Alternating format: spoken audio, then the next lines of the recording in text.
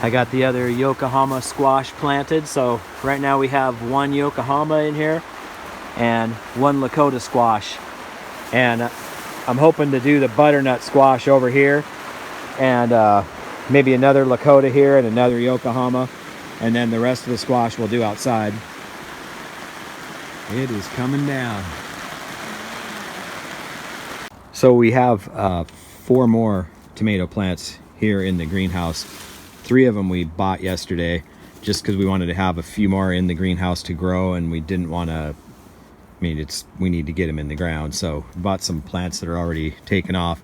We got a Roma tomato and a super fantastic, and these are both local, grown in Washington, organic. And then we have this heirloom Jean Flamme. It's a French heirloom tomato, and that's grown in Oregon, so pretty local also, state over. And then we have this one that is a clipping off one of our other tomatoes. We'll do that.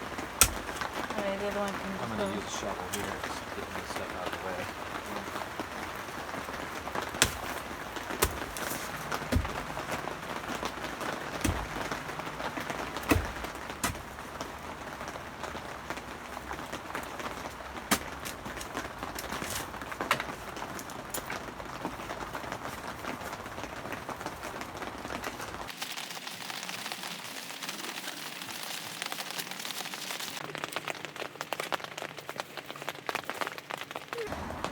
So we're going to try planting a twine with the tomato and attaching it to the top of the greenhouse and grow our tomatoes on a string.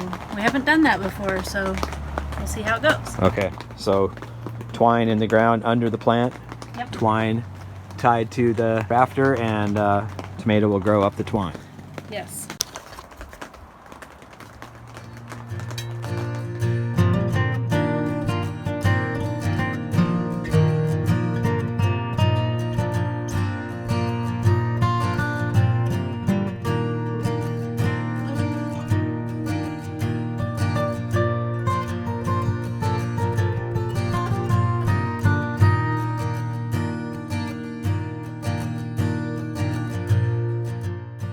All right, so there we have it.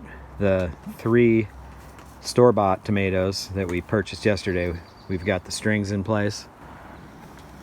And you keep them loose because we're going to be kind of wrapping them around the tomato as we go, so you're not stringing a instrument here. You don't want to be able to play a tune on these. You want them really loose.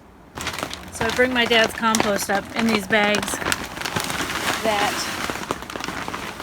he fills up for me when he has extra compost. And he just makes the best compost. I know I've said it before, but look at that. Look how nice that is. It's just beautiful. So we were watching a video on Bois, Manitoba Homestead. Yeah, it's Dave and Amanda, and I'll put a link right here to their channel and this video where they talked about trimming your peppers. And we're looking at our peppers and it's really scary to trim the tops off like they did. But that's how you get the thing to Branch out and produce more peppers than what you would if you just left it alone. And honestly, the last time we did peppers, we left them alone and they didn't produce a whole lot of peppers on there. So, but we are kind of afraid to do this, so we're going to do one of them and maybe watch that video again before we do another one. Yeah, Jen's gonna do the dirty work.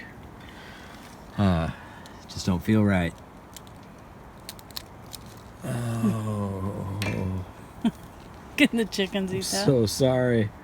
Okay, so there it is. And so what it sounds like is that will prevent all the energy going up into these buds and flowers.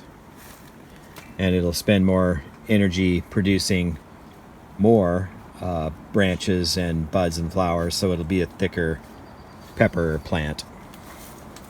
Bushier, yes. When we bought our tomato plants this weekend at a nursery, Jen also got some flowers in this little hanging pot. We're going to hang that outside of the tool shed out in the backyard from the rustic shed shack.